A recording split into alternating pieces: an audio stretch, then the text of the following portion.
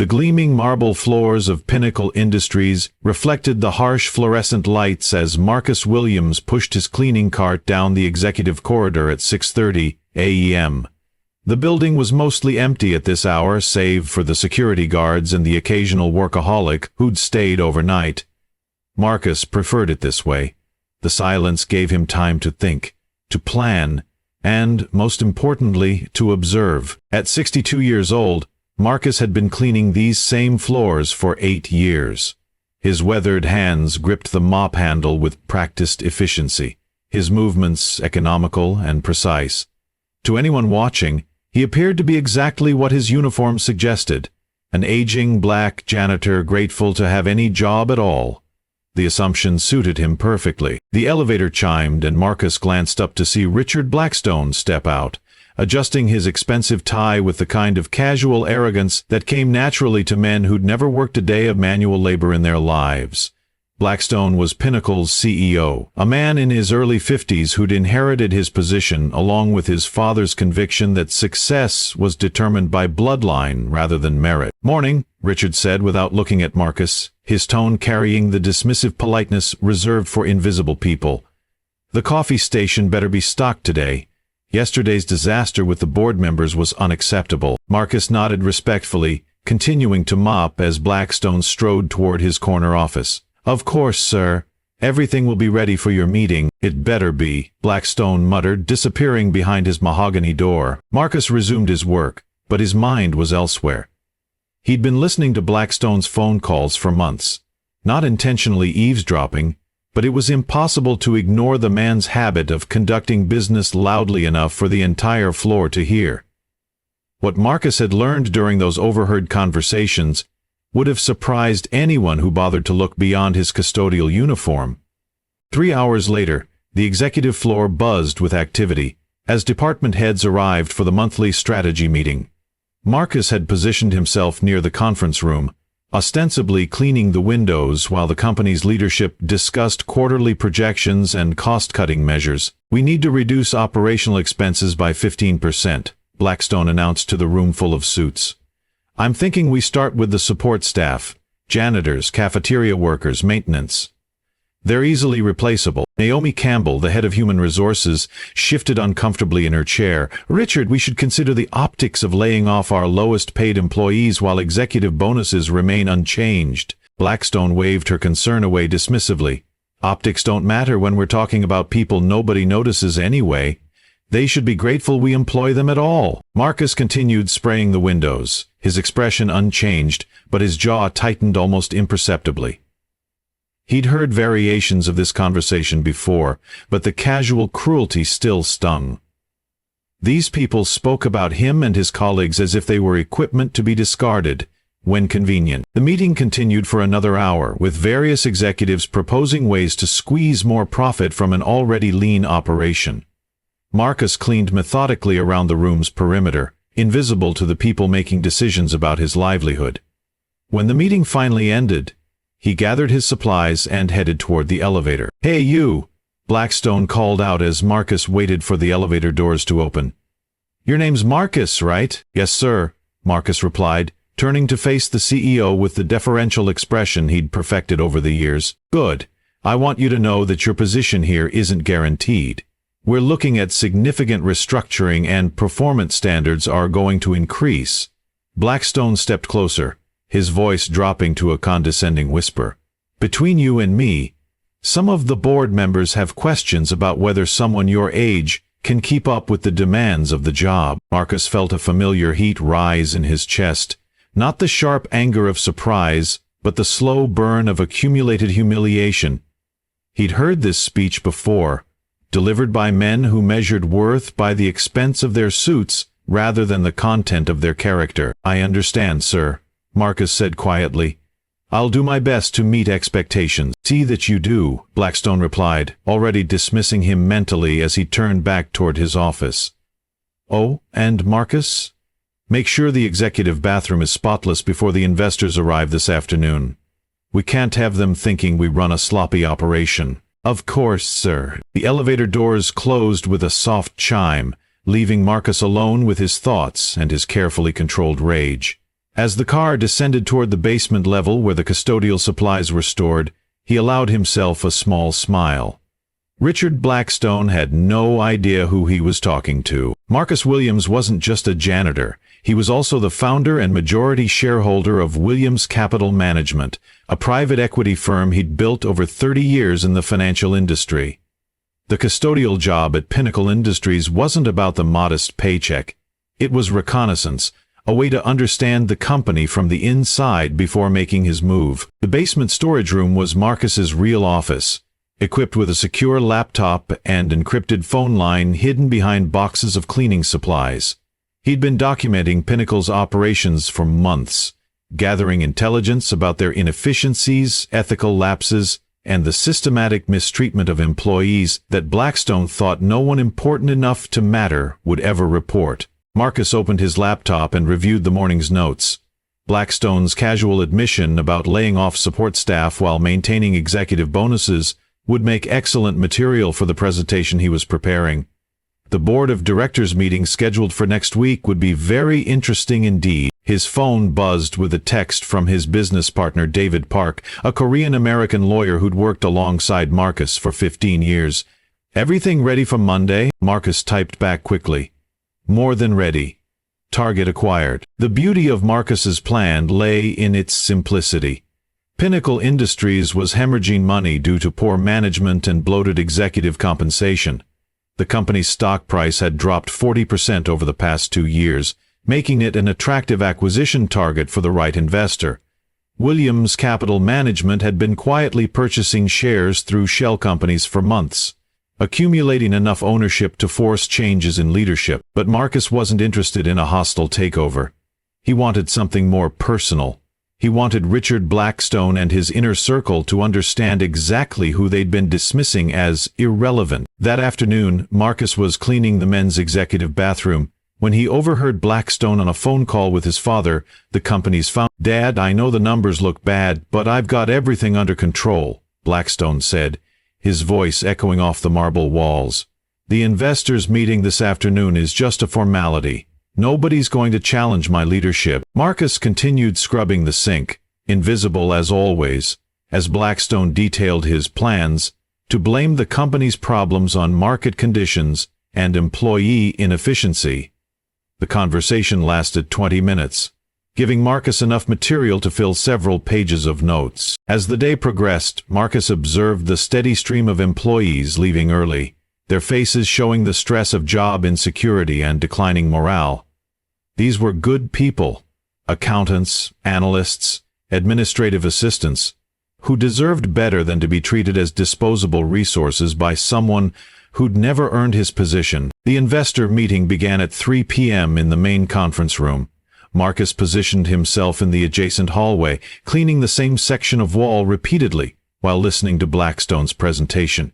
The CEO painted a rosy picture of future growth and profitability, carefully omitting the operational failures and ethical lapses that Marcus had documented. After the meeting, Marcus watched the investors file out, their expressions skeptical but not yet convinced to abandon ship. Blackstone stood in the doorway, shaking hands and making promises he had no intention of keeping. When the last investor left, the CEO turned to his assistant with obvious relief. "Well, that went better than expected," he said loudly enough for Marcus to hear.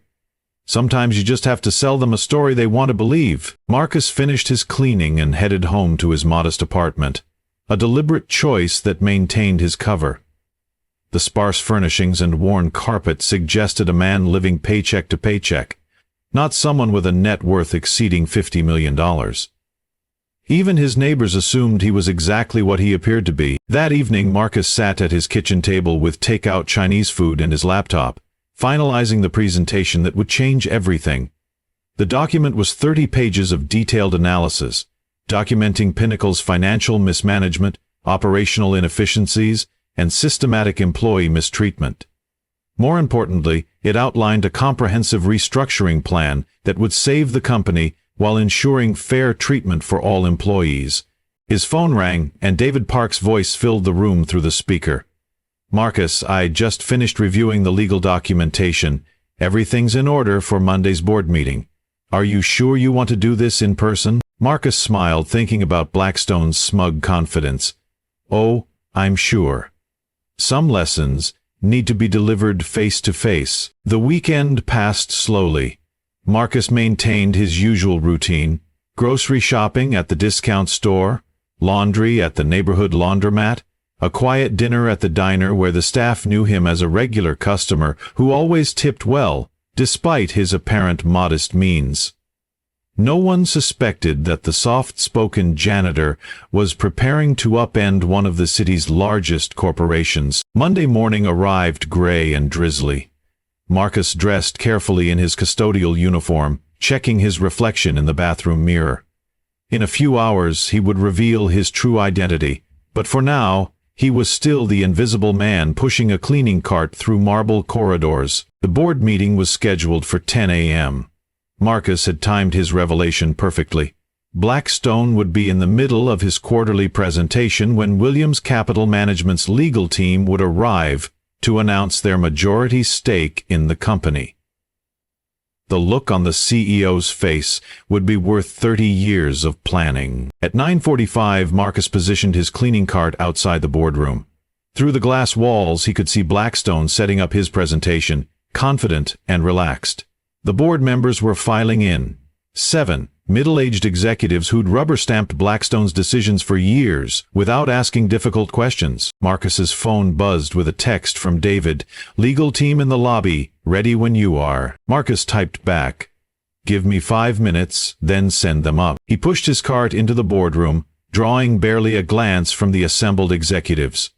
Blackstone was adjusting his tie, preparing to deliver what he believed would be another successful performance. "Excuse me, sir," Marcus said quietly, approaching the CEO with a manila envelope.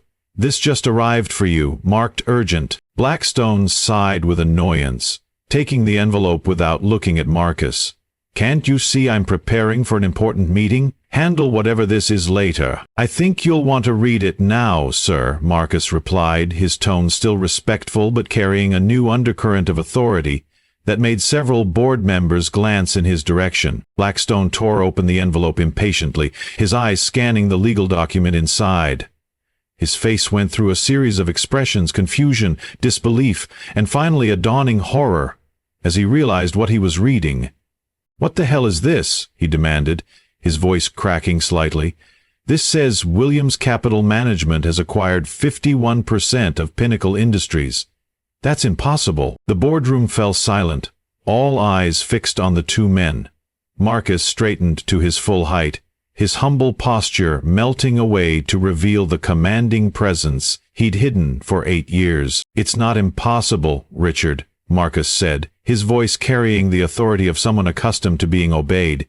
"It's just good business." The boardroom doors opened and David Park entered with 2 other lawyers, their expensive suits and confident bearing a stark contrast to the confusion radiating from Pinnacle's leadership.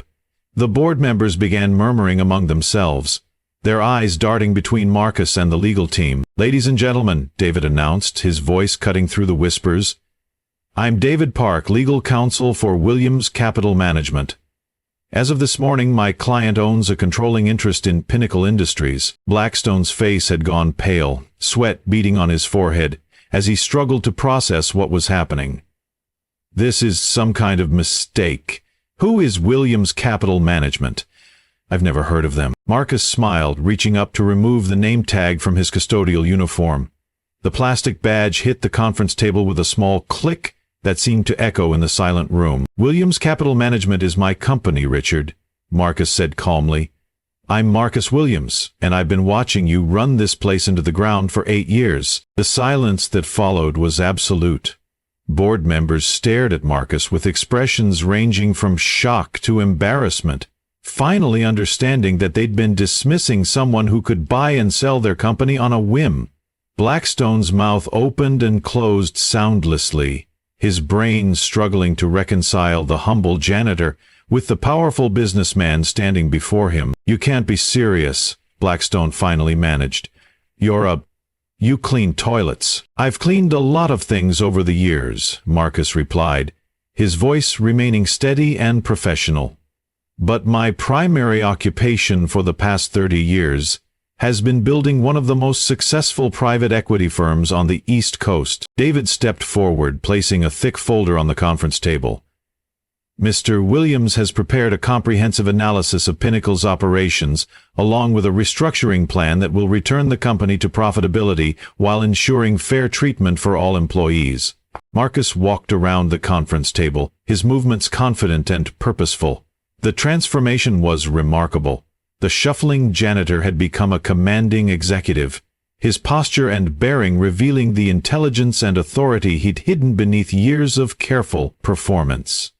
For 8 years, he continued, addressing the room, I've watched this company waste millions of dollars on executive bonuses while treating your most essential employees like disposable equipment. I've listened to conversations about laying off custodial staff to fund another renovation of the executive floor. I've seen good people leave because they couldn't tolerate working for leadership that views them as less than human. Naomi Campbell, the HR director, found her voice first. Mr. Williams, I had no idea. If we'd known who you were, you'd have treated me differently, Marcus interrupted gently. That's exactly the problem, Naomi Campbell. Basic human decency shouldn't depend on someone's net worth or job title. He turned back to Blackstone, who was still gripping the legal document with shaking hands. You told me just last week that people like me should be grateful for any job at all. You were right about one thing. I am grateful. Grateful for the opportunity to observe your leadership style up close. The board members were beginning to recover from their shock, whispering among themselves as they realized the implications of what was happening. Marcus Williams wasn't just revealing his identity. He was staging a complete corporate takeover, and they were witnessing the changing of the guard in real time. What do you want? Blackstone asked, his voice barely above a whisper. Money? I can arrange a generous buyout for your shares. Marcus shook his head. I don't want your money, Richard. I want to save this company from your incompetence. Pinnacle Industries employs 800 people who deserve better leadership than someone who inherited his position and never learned how to earn respect. David began distributing copies of Marcus's restructuring plan to the board members. The document was thorough and professional, outlining specific steps to reduce operational waste, improve employee relations, and return the company to sustainable profitability. As the board members reviewed the proposal, their expressions shifted from confusion to grudging admiration.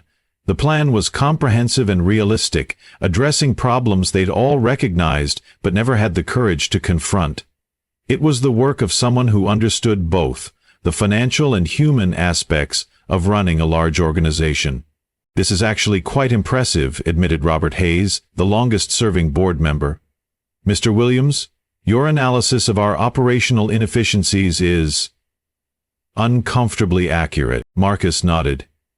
I've had 8 years to study every aspect of this company's operations. I know which departments are understaffed and which are bloated with unnecessary management layers. I know which clients are dissatisfied with your service and why. Most importantly, I know how to fix these problems without destroying people's livelihoods. Blackstone had slumped in his chair, the fight draining out of him as he realized the scope of his defeat. This is humiliating, he muttered. You made me look like a fool in front of my own board. You did that yourself, Richard, Marcus replied without malice. I just provided the documentation. The next hour passed in a blur of legal presentations and board discussions. Marcus answered questions with the expertise of someone who'd spent decades in corporate leadership, his detailed knowledge of the company's operations impressing even the most skeptical board members. By noon, the vote was unanimous. Richard Blackstone would step down as CEO, effective immediately, and Marcus Williams would assume control of Pinnacle Industries. As the board members filed out, several stopped to shake Marcus's hand and offer awkward apologies for their previous dismissive treatment. Naomi Campbell lingered, her face flushed with embarrassment. Mr. Williams, I want you to know that I never supported the cost-cutting measures that would have affected custodial staff, she said quietly. I should have spoken up more forcefully. Marcus smiled kindly. You can speak up now, Naomi Campbell. In fact, I'm hoping you'll help me implement some changes to our employee relations policies. People perform better when they feel valued and respected." After the room emptied except for Marcus, David, and the defeated Blackstone, an uncomfortable silence settled over the conference table. Blackstone stared at his hands, his expensive suit wrinkled and his confidence completely shattered. "I don't understand," he said finally. "Why did you do this? Why not just buy the company through normal channels? Why the performance?" Marcus considered the question carefully. "Because I needed to understand who you really were, Richard. I needed to see how you treated people when you thought they couldn't fight back. The measure of a person's character isn't how they treat their equals.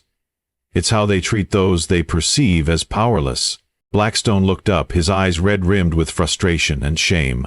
"So this was all revenge? 8 years of pretending to be someone you're not, just to humiliate me?" "Not revenge," Marcus corrected. "Justice. There's a difference.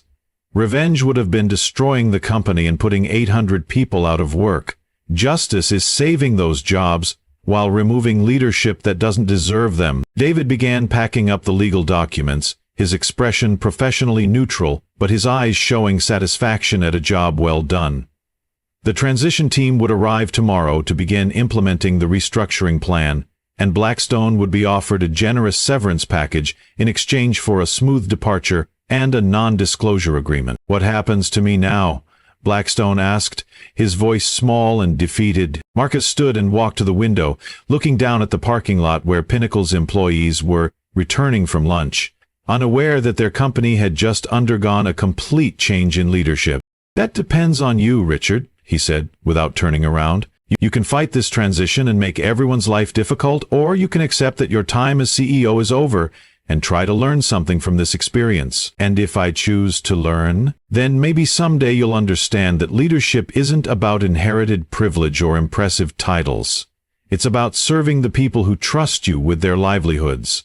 It's about making decisions based on what's right, rather than what's convenient." Marcus turned back to face the room, his expression thoughtful. "You're 47 years old, Richard.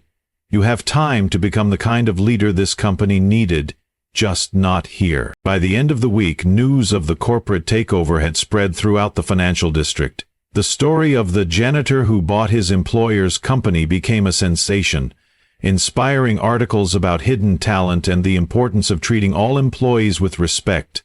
Marcus gave a few carefully controlled interviews, always emphasizing that his story wasn't about personal vindication, but about systematic change in corporate culture. The transformation of Pinnacle Industries began immediately.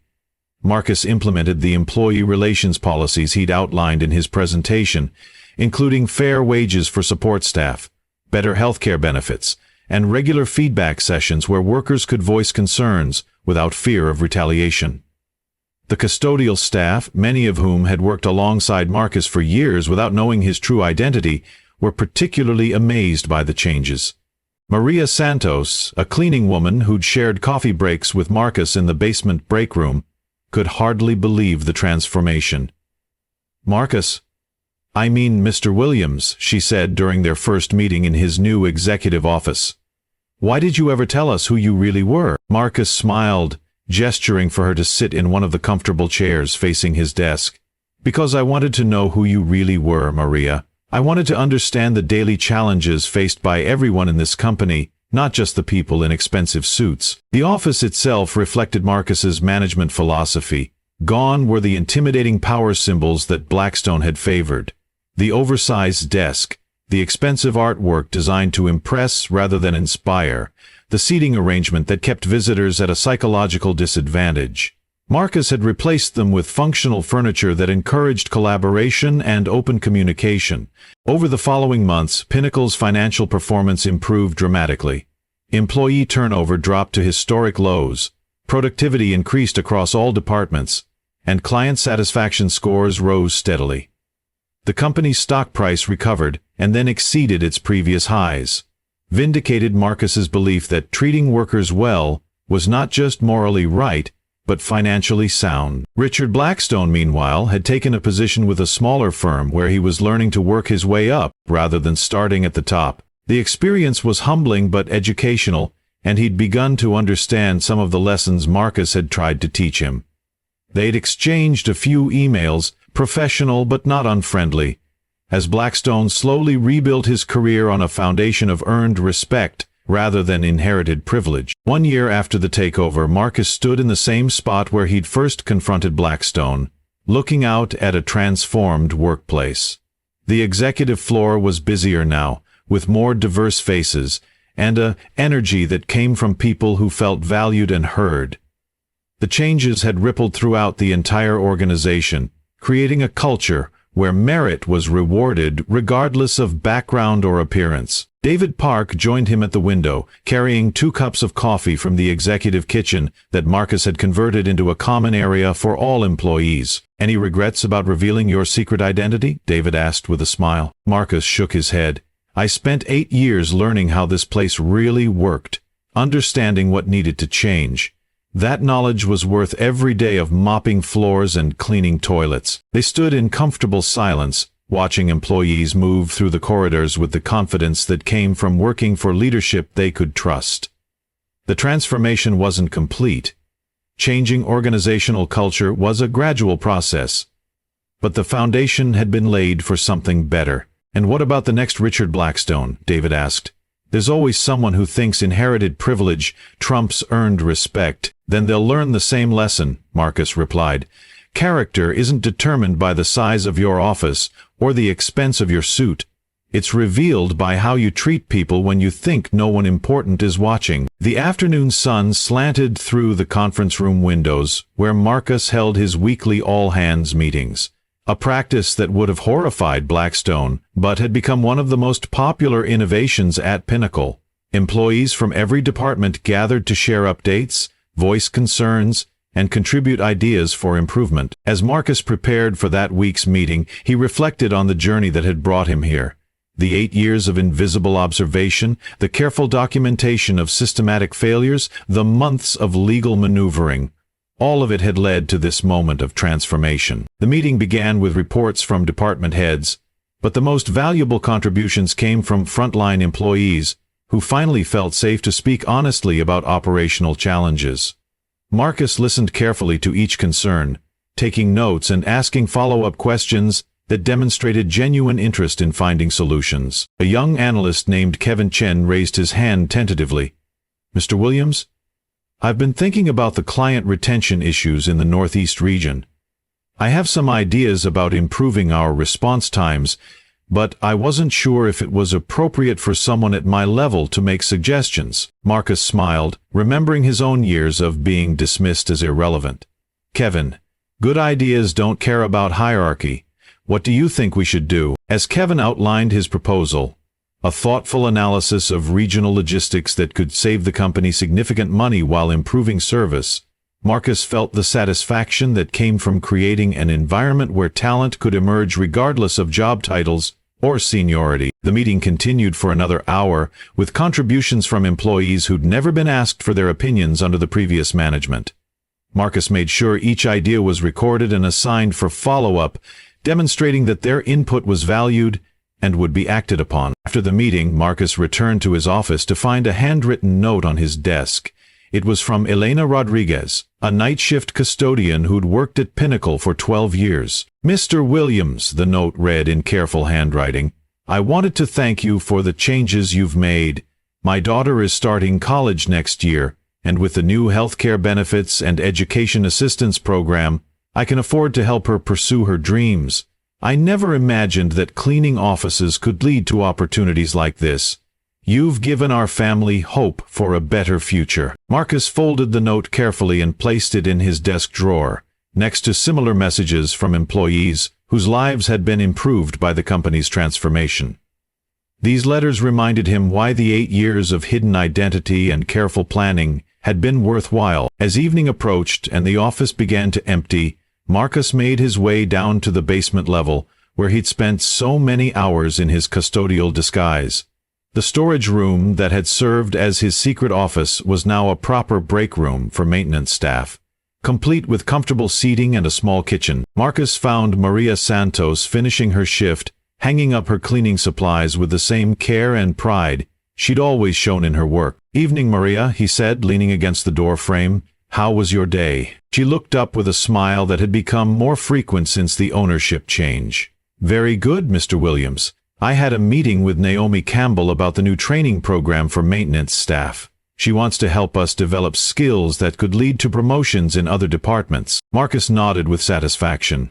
The education and advancement programs had been one of his first priorities, based on his understanding that many support staff had capabilities that had never been recognized or developed. "That's excellent news. You've always been one of our most dedicated employees, Maria. It's time the company invested in your potential." As he walked back toward the elevator, Marcus passed the executive bathroom he'd cleaned hundreds of times while listening to Blackstone's phone calls.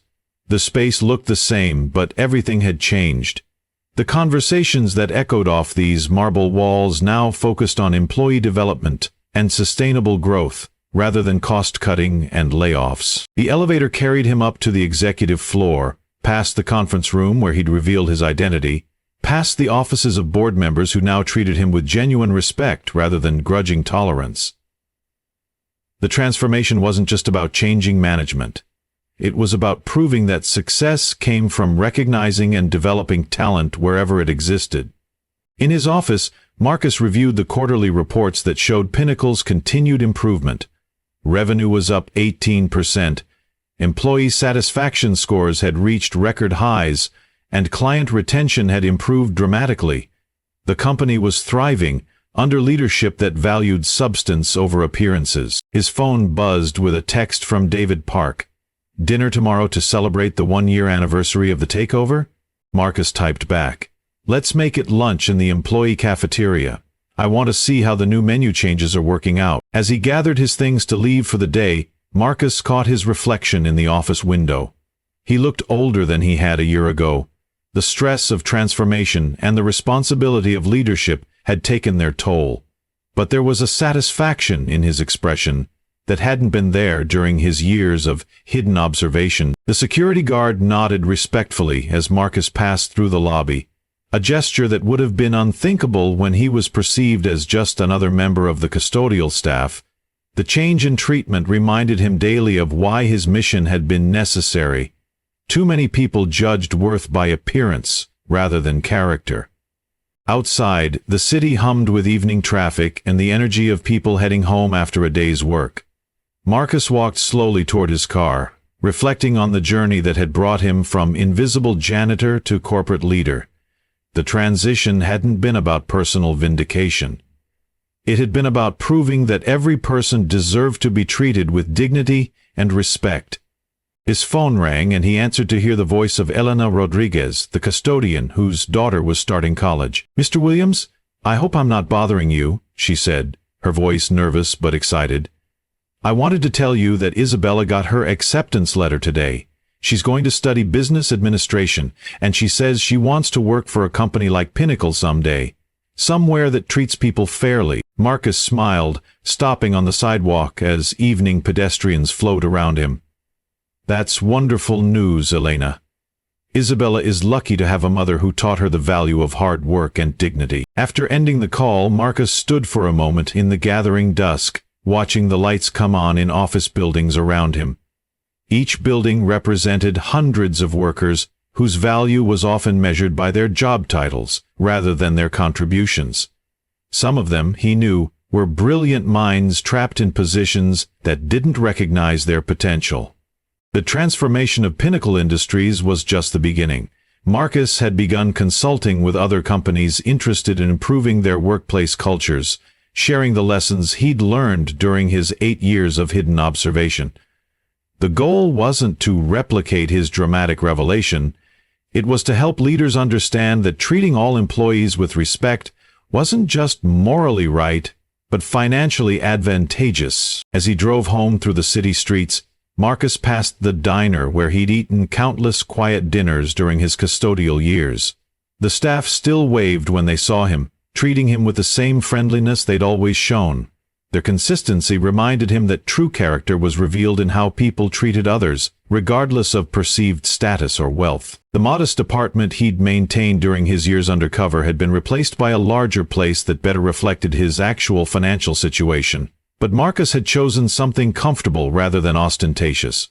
The experience of living as Marcus the janitor had reminded him that happiness came from meaningful work and genuine relationships, not from impressive possessions or prestigious addresses. That evening, Marcus sat at his kitchen table with a cup of coffee and the employee feedback forms that had replaced the surveillance equipment he'd once used to monitor Pinnacle's operations. The comments were overwhelmingly positive, but he read each one carefully, looking for areas where the company could continue to improve. One form caught his attention, submitted by a young accountant named Jennifer Walsh. "Working at Pinnacle feels different now. It's not just about the better benefits or the promotion opportunities. It's about feeling like my ideas matter and my contributions are valued.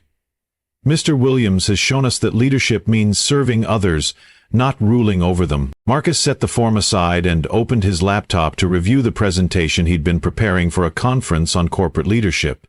The theme was simple but powerful.